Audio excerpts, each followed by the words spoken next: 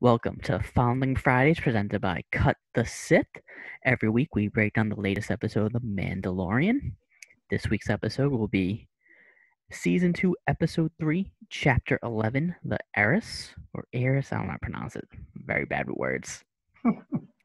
Don't watch any further if you haven't seen the episode yet, because we're going to go full into spoilers once we get going. Ryan, say hello. Hello. Paige, say hello. Hey, everybody. I purposely went to Alex last because he is not going to rule this show with his goddamn backstage politics. Disagree, but hello. All right, gentleman and lady. What'd you think? Thought it was a great episode. Very jam-packed. It's like the most exciting episode we've had yet for the shortest episode. Yeah, that was crazy. It was, what, 9 minutes or 10 minutes short of... I think last week's might have been like 46, maybe? And this was 35? No, I think... Was it 35 or was it 33? No idea. I think this one was 30. Yeah. And But, last week's was definitely in the 40s, so... Oh, yeah. Way more happened in this one than the goddamn stupid adventure with the frog lady. Yeah, it took 2 pages of notes. Honestly, I thought... I didn't know if things would top how I felt about the first episode of this season, but yeah, this episode has taken the cake so far. Like, for the shortest episode thus far, it was hands down just the absolute best. Well, first off, we get the legit boss, Sasha Banks. We get the worst leader in Mandalorian history in Bo-Katan. I'm not a fan. And I love Bo-Katan. I just want to say right now, I love Bo-Katan as a character, as a Star Wars character.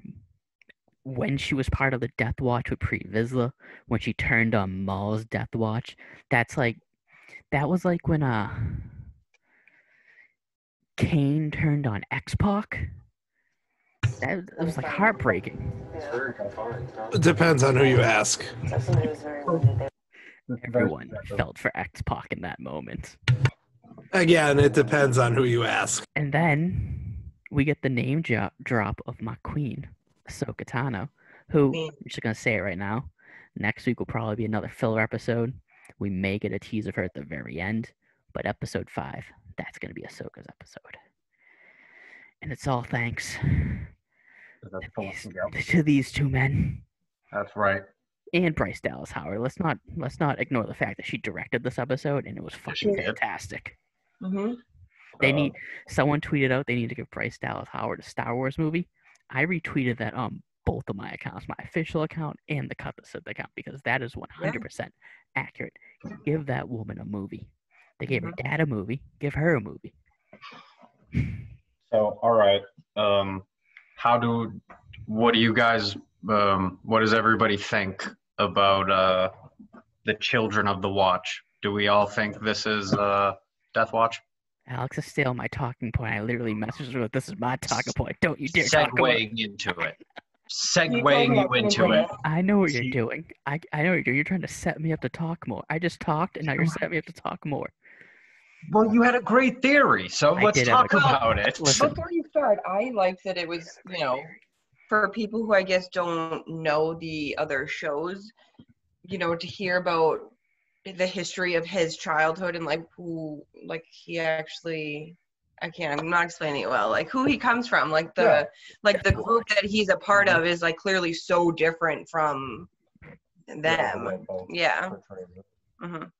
Yeah, so the thing that stood out to me was one, we know from last season that he was saved by the Death Watch, and that's how he got brought into Mandalorian culture.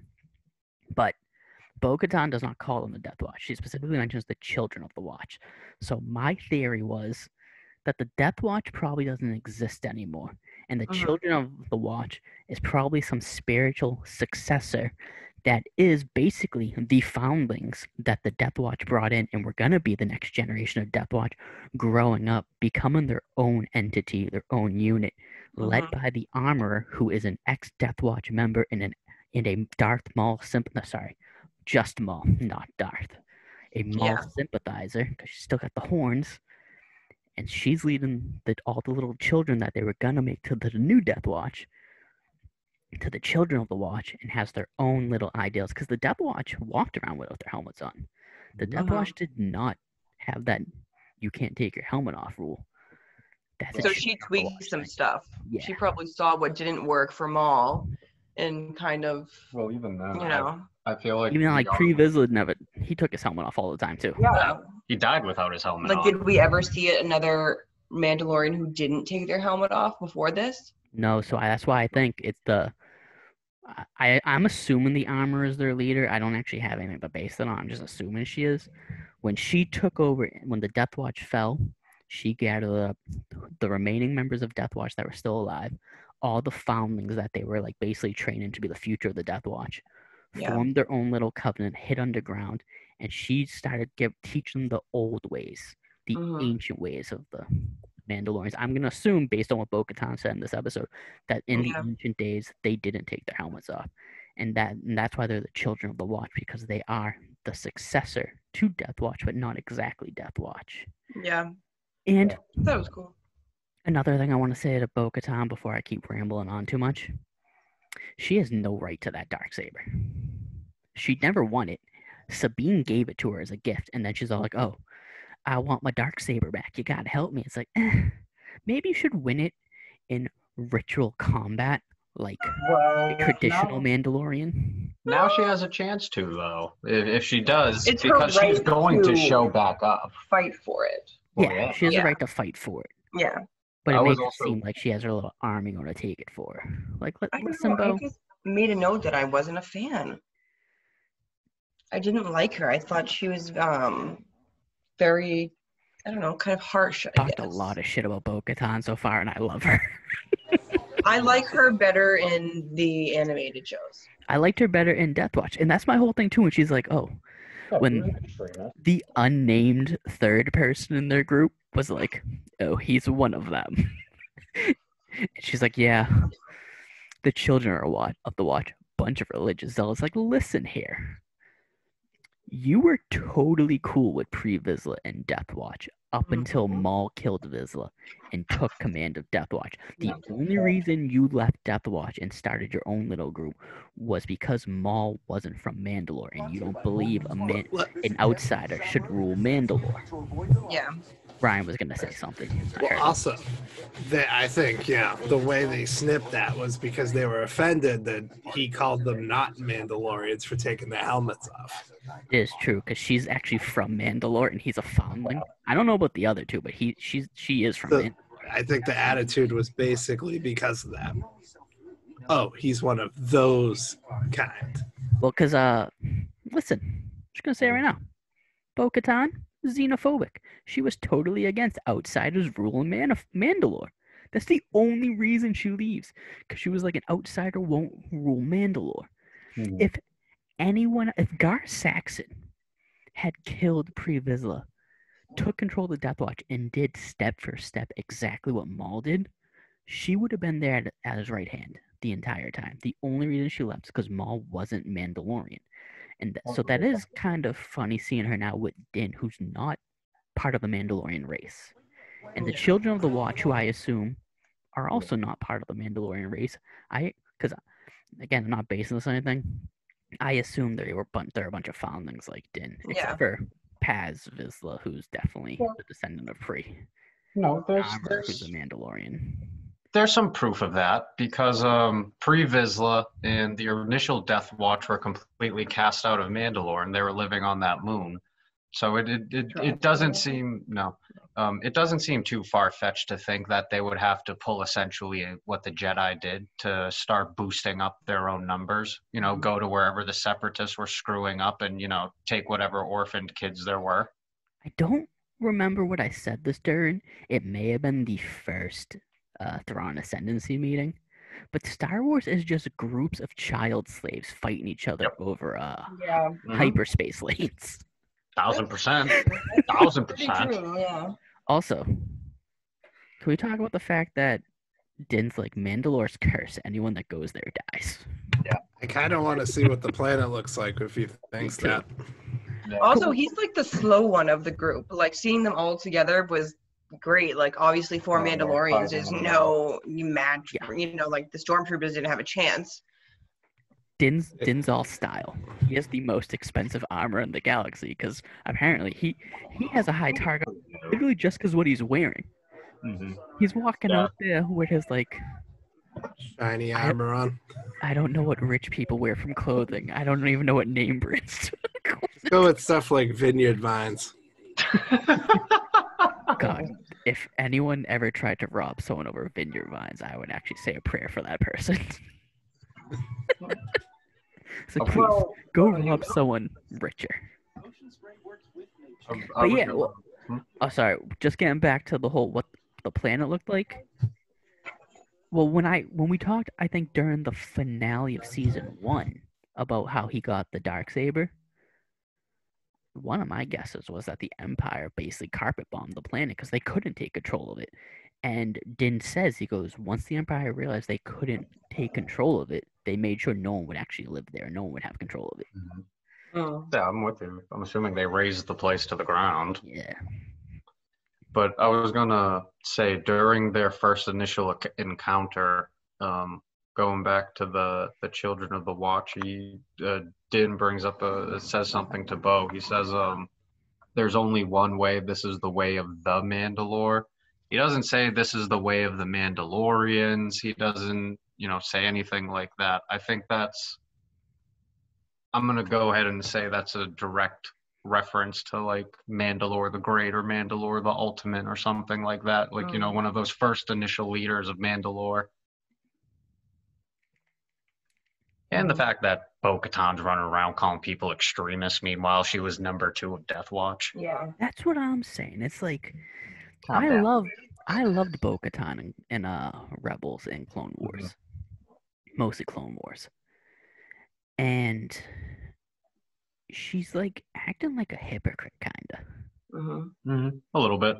It's like, listen, you left because you didn't like the man that was in power, and now it's like you don't like anyone that's not your. She's doing the same thing. She doesn't like people that are different Mandalorians than her.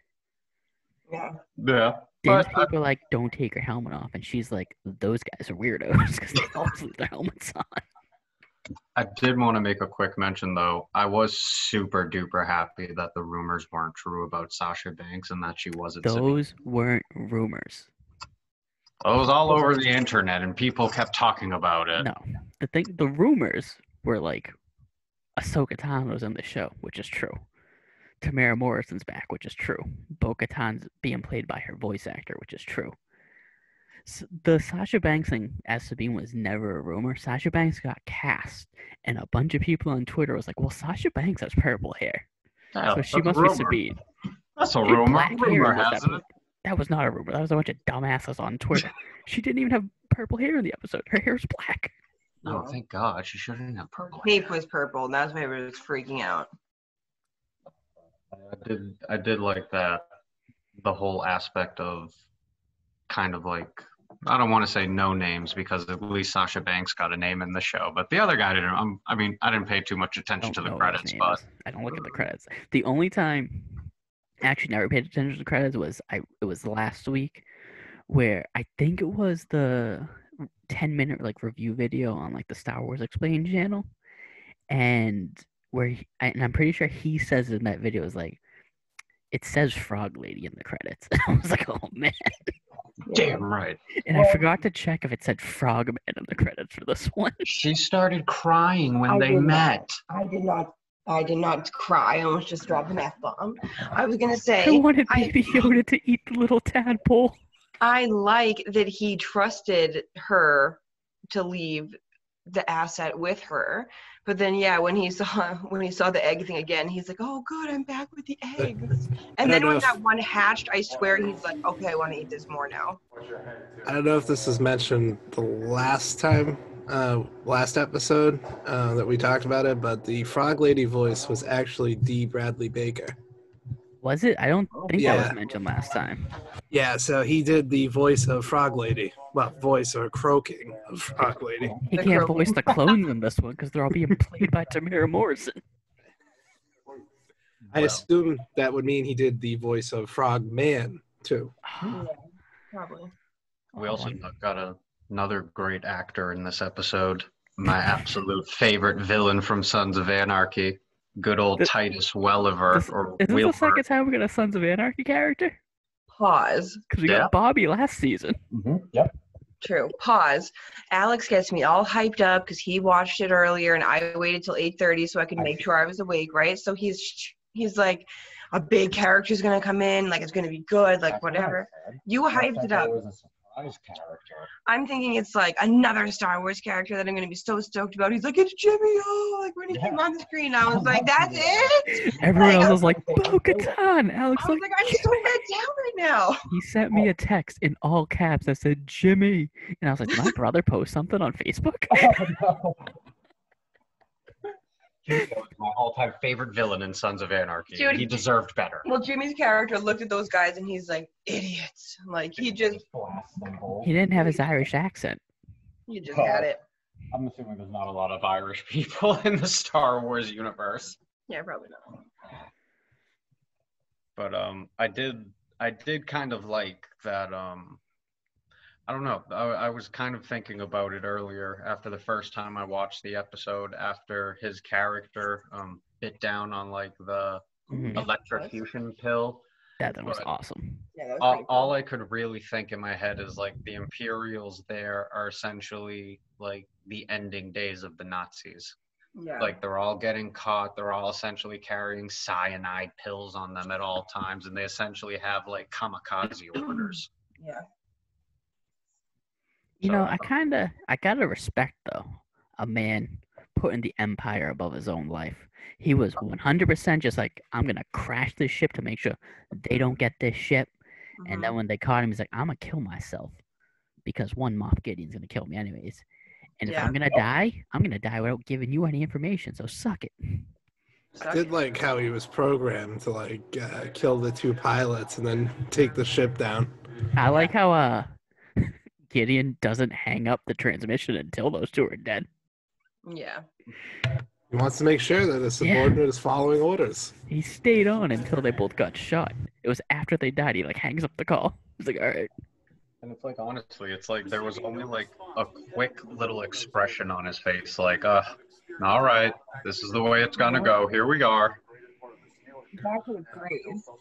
The first time Bo-Katan said, this is the way, I was like, oh, is this the way? Like, I was like kind of mad when she first said it. But then the second time, I believed that it was like a real, this is the way. But the first time, I was very like, super sarcastic. Yeah. Yeah, changing the plans and stuff. I think this episode also proved further how incredibly incompetent most Imperials are. When they close the doors, they close the doors that they're in the cargo control area.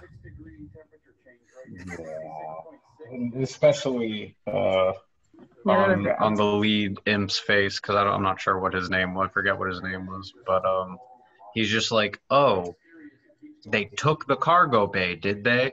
And then it's Where like, did you lock them? Yep. Yeah.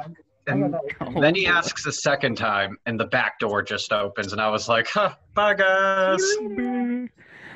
Me and Ryan hit the laugh react at like the exact same time on that moment. It was great. The second time around, too. Well, I like that they're on their way to find Ahsoka, and I like that it's like she's obviously going to recognize him as Yoda's race and be like, excited for that. You know, maybe some like explanation will be something, or well, I don't know. Like he's gonna start talking backwards to him, and he's gonna like, goo goo gaga. Yeah, he's not gonna really know.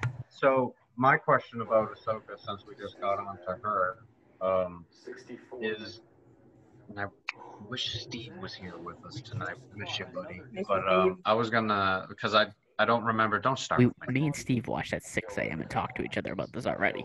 I know, and I forgot to ask him when we were all talking in the Discord earlier. I forget the name of the planet that Bo-Katan said that Ahsoka was on, but I would. Caliban? Something with a K. I'm not sure. Forest of something. It was like Corvus and Caliban. One was the Yeah. like the forest, and one was the planet. Hold on, I can look it up. Because I'm very curious. Like, has she already gone on her mission to find Ezra? Is Yeah. is she in between this? And my other question is, like, where is this planet or this moon? Like, is it in the chaos, as they like to say in the Chiss? Yeah. Because if it is, like, I'd be pretty interested to see how. I'm just very interested, and I have a million questions of how that's gonna go down. Also, what is she doing there? You know, like Yoda went to his swamp planet. Is she going to a forest planet to like hide out from people? I want to know And if just for a confirmation, it is Corvus. nice. Well, I want to know if Tamara Morrison's going to be there as Rex with her, and will Sabine be there? Because Tamara Morrison, that was confirmed months ago, and they didn't say who he was playing. People assumed Boba, people assumed Rex, people assumed both. So he could show up as Rex again, even though he's as Boba. Don't matter. that'd be awesome. That'd make me emotional. Rosario Dawson playing Ahsoka was confirmed. I assume Sabine's with her because the three of them are together at the end of Rebels, but Sabine was never confirmed. Everyone else, Timothy Olyphant as Cobb Vanth was confirmed. Tamara Morrison was confirmed. Ahsoka was confirmed. Bo-Katan was confirmed. Maybe they're trying to hold some secrets. Sabine was never confirmed, so I'm like, is she gonna show up? I hope she does. And she's the one who had the Darksaber, right? So obviously she lost it somehow. No, she gave it to Bo. Oh. That's why Bo-Katan's like, I want my saber back that I used to have, but it's like, you didn't win it. Sabine won it and gave it to you. We need to see how she lost it. That's Yeah. what I want to see. Yeah, me too. She probably dropped it. She probably dropped it. He's probably right. Moff Gideon probably beat the hell out of her, and she probably dropped it, and there was no way of going back. And It was definitely like Esposito was like, Moff probably- Gideon beat the hell out of her. She No. is so much more badass than he looks. yeah, they probably He looks so skinny and there's old and not weak. that many like Mandalorians left. So, and they already like fucked the planet so no one else can use it. Moff Gideon probably brought like 15 Star Destroyers. They were probably Bo-Katan's people were probably outnumbered 100-1 and were just getting absolutely slaughtered, full on retreat, and then he just took the saber. I was like, That's a good point because they did mention a fleet in this episode. yeah. So, And where there's a fleet, there's always an admiral. and I'm hoping that Admiral is Ray Sloan. I'm giving you a +1 for that. I hope so too. Ray Sloan has been in so many books and comics. Like, I think she's the biggest like crossover character that hasn't appeared in anything outside the books and comics. So she's appeared in numerous books, numerous comics. But has never been in like any of the shows or movies. That it makes sense that for Mandalorian to be the thing she gets brought into. I wouldn't complain, not for 1 second. Yeah, she could be Gideon's boss, and it'd be great. Oh man, could You you gotta imagine? report to someone. Yeah, and It's a good ass point. she's Grand Admiral by the time of The right yeah, yep. when She's she's like raising Hux's kid or something, or after that. yeah, she's already a Grand Admiral. I don't remember Aftermath that much. All I remember from Aftermath was Cobb Vanth. Oh, in the Christmas special. I can't read any of that. Says hashtag we want Sloan. Okay, yeah, maybe like block the letters out. You can't read just like straight lines on paper like that. I'm gonna get these kind of Sharpie. Please. Just write it on your shirt. You should get one of those dry erasable like whiteboards because we're gonna need like multiple of those for our contest in May. Which I keep forgetting it's happening, and I gotta start actually making up questions. I'm gonna wait till after I get back from Disney to do that. Told you, just make it a spelling bee. That way we'll all lose. You A will. spelling bee based off of the Thrawn book. Oh. See you guys later. I'm out of that one. There is an entire section where it's just about Thrawn, and you have to answer the people, and you have to spell all their names correctly because spelling is important. Spelling's overrated now. And I know half of you did the Mithron audiobook. Naruto. Half of you did the audiobook, so it's gonna be even funner. So what were you saying about the holiday special? Do you want to get into that now? Do we got more to say about this episode? Nope. I just hope next week's not a filler. It's the planet. I really hope you're wrong about that, Colin. Well, so the only reason, because before the season started, I always assumed episode 5 would be the Ahsoka episode because that's the one that's written and directed by Dave Filoni. Mm-hmm. Next week's episode's episode 4. And even like with this, like he was told about this planet with this Mandalorian people at like the start of episode 2. Mm-hmm. But it was really like continuation of what happened in episode 1. So then episode 2 is the filler, and then we get all this shit in episode 3. I think it's going to be him traveling to that planet, and I'm hoping there's a teaser at the end of the episode. It's probably gonna go. He's on the planet searching for, gets into trouble. At the end of the episode, she pops in to save him. That'd be great. Yeah, I I'm could going to see say that. the same thing. Honestly, as tropey as that is, I would shriek like a little child. Well, because not for nothing, but she'll probably be able to sense the baby. Mm-hmm. That is true. So my buddy Dom, who I was talking to about the episode earlier, he was saying that like, he hopes episode 4 is a Rex episode, and I was like, that would be great too, because like think about now going based on what Ryan said, if he lands on the planet and he meets Rex, Mm-hmm. and it's like, hey, I'm looking for this Jedi, but Rex is protective of her, obviously, so he's like Yeah. not gonna turn her over. But then they get into some shit, and then Ahsoka shows up, and it's like, oh, they all meet, and then episode 5, Yeah, they play with Baby Yoda and Ahsoka. that'd be really Well, nice. especially if that's true. Like Rex would immediately recognize the child. Yeah, because Do he's seen Yoda, right? think? Yeah, he had to have. He had to have because he worked alongside Kenobi, Ahsoka, Yeah, and Anakin. even in like Even- transmissions, Well, maybe. Yeah. exactly, even through the He probably saw all the Jedi Masters at some point. Mhm.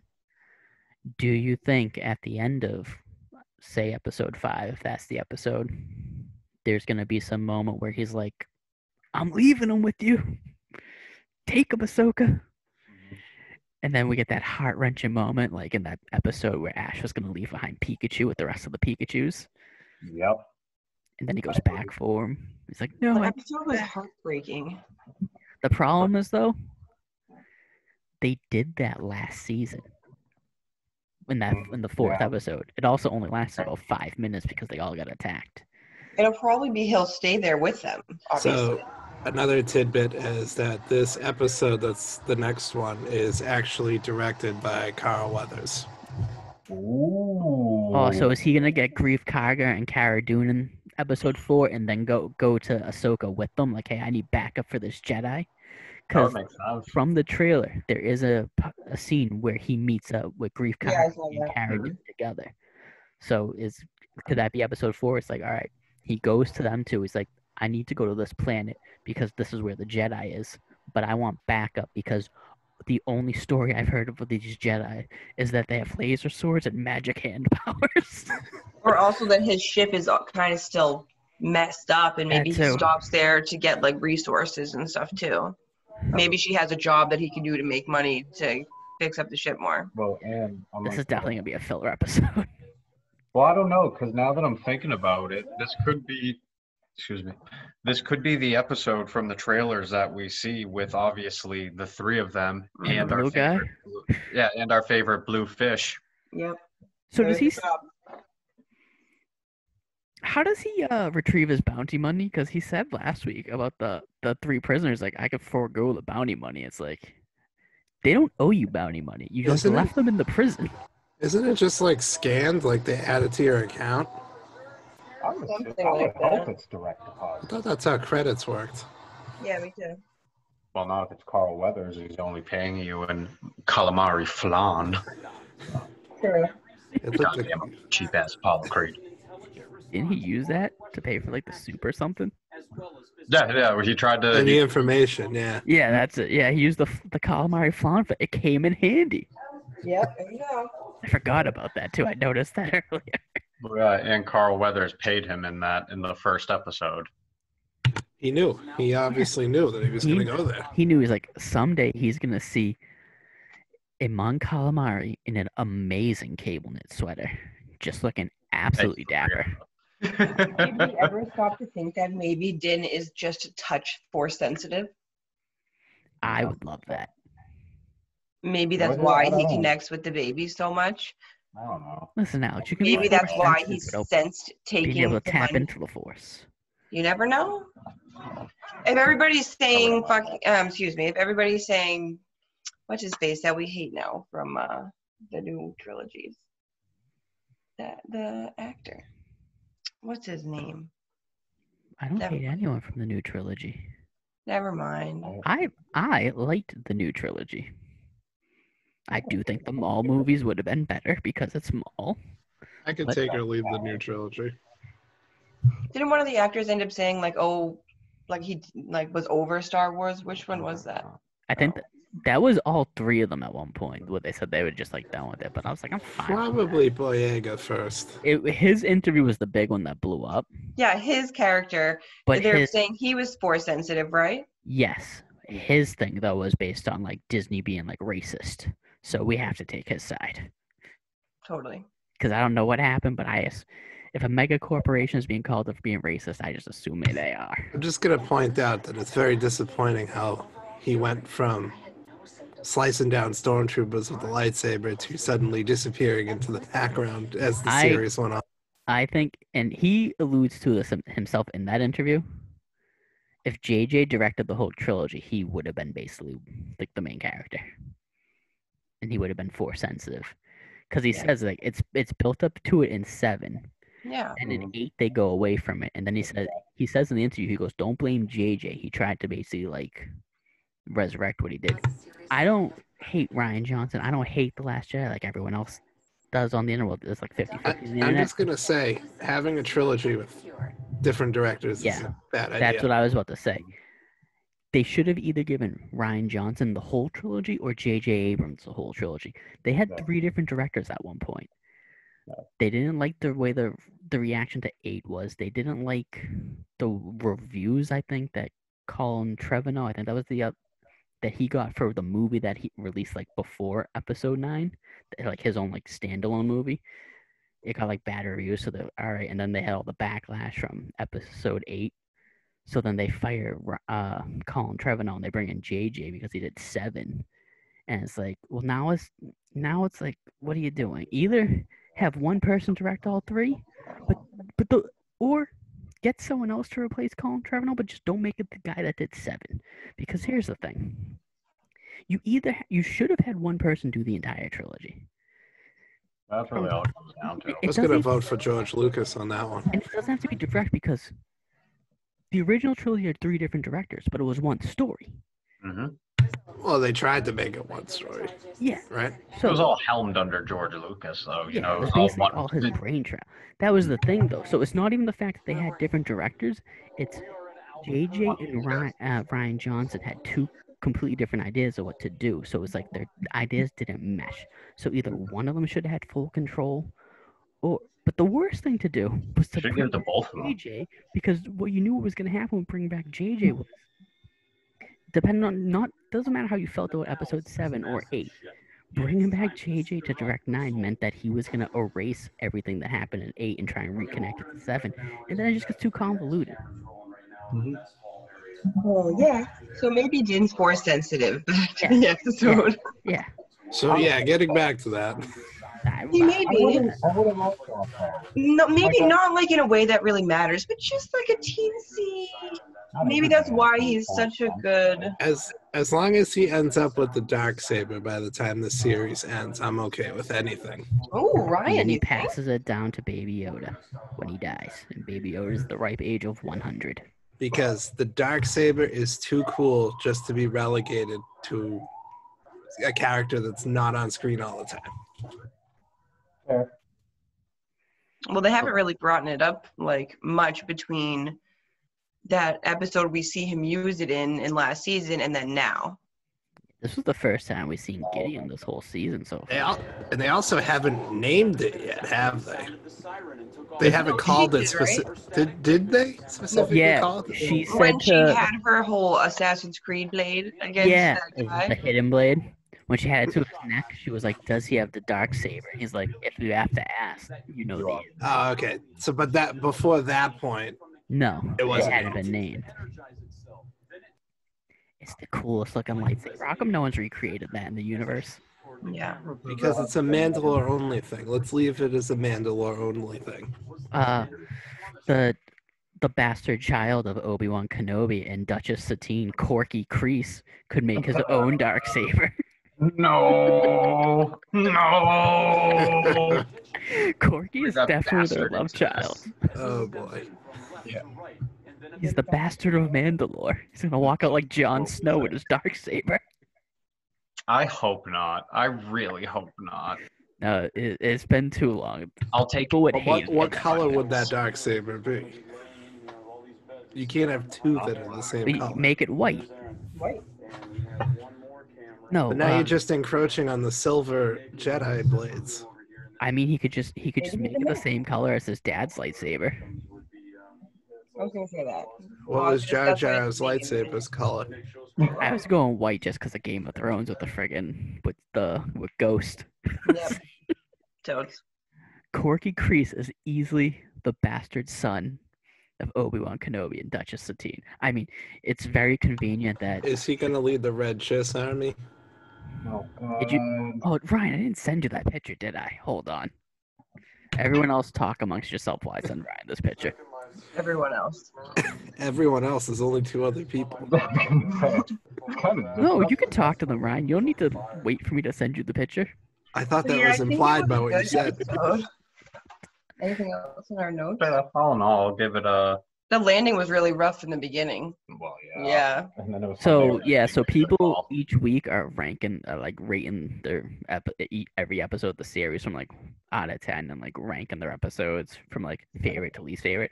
I'm not gonna ask you guys to rank them 1 to 10 because I think number rankings are stupid because they change depending on who you talk to, what they mean. I mean, for instance, subjective. a 7 out of 10 is supposed to be good. But if anything gets a 7 out of 10, the internet doesn't assume it sucks. I mean, a 6 out of 10 is still good. Yeah, and if you get below an 8.5, people think it's trash. Last time I checked, a 60 was a passing grade. Damn right. Well, not at Malden Catholic. That's a 7. I also think the music is good too. Yes, it should. So, at the end of this season, so everyone keep this in mind for the season finale of season 2. I want you to rank every episode from all, I assume, 16 episodes because it was 8 last season. Yeah. So I assume 16. All 16 of them from favorite to least favorite. All right, keep talking. I'm still sending Ryan the picture. Well, can't we just break it up by season then at that point? No, because they don't, because they call them chapters. So you're gonna rank all your chapters in order. It's one. This show isn't 2 seasons. It's one overarching story. That's why they keep calling them chapters. It's not what Disney Plus says. It says they're seasons. Well, they have to break them in seasons, but it's one over. I asked Alex like what chapter we're on it. He's like chapter 11. Chapter 11, baby. You asked the chapter 11. Now, had you asked what episode are we on, I would have said season 2, episode 3. Yeah, season 2, episode 3, chapter 11, the Heiress, Yep. whatever it's called. Heiress. Thank you. I can't pronounce my H's or my R's. Heiress. I can't roll my R's. I got yelled at by my Spanish teacher in 7th grade because I couldn't roll my R's. Well, I'm gonna yell at you too. There's no situation where I'll ever need to roll my R's. You All learn to right. speak Greek. Anything else about this episode? Nope, was a good one. Yes, one more Alright. Easter egg. When they closed the bridge doors, it made the pod racer noise. Did it really? Yes, it did. Now I have to watch it a 4th time. When the engines are revving up and they start the engines, it made that noise. And I was like, they must be recycling sounds now. I mean, they did for the Crate Dragon. Yep. So, Tuesday, since we don't have book club Tuesday, I'm thinking 7:30 p.m. If that's cool with everyone. Group watch Lego Holiday Special. Please. Please. And then, after that, we're jumping on Zoom. We're going to talk and throw that up on YouTube as well. So excited. You guys down with it? I didn't hear an answer from Paige. Yeah, I guess. I'm down with the sickness. I'll probably be here anyways, so. I gotta Ryan, I tell. like that answer. And for everybody that's not here is an automatic yes. Oh, well, I already told Steve and Heiress, and Yona doesn't have Disney Plus. And the rest of them who always talk to me online about how they always want to join our meetings, the day of the meetings never come. The infamous them. They're always like They're here in working and spirit. shit. They'll be the Force ghosts in the background. All right, though. With that said, that does it for another episode of Foundling Fridays. Join us next week as we talk about Season 2, Episode 4, Chapter 12. Hopefully, we see the first appearance of one Ahsoka Tano. If not, you can put it in the bank that she will definitely appear in Chapter 13. Today's Friday the 13th, everyone. Happy Friday the 13th. Like the video? Stay away from Crystal Lake. Damn, Maybe go for a walk. not if you have Mandalorian armor. I actually have a Crystal Lake near my house, so I'm probably not going to be here next week. Oh, no, you can't die, Ryan. Who's going to take me to Disney World? Jason will. Oh, no. Like the video. Comment on the video. Subscribe to the channel. Hit the notification bell. Follow us on Twitter, twitter.com/cutthesith. Follow us on Instagram, instagram.com/cutthesith. Join the Discord. The link will be in the description below.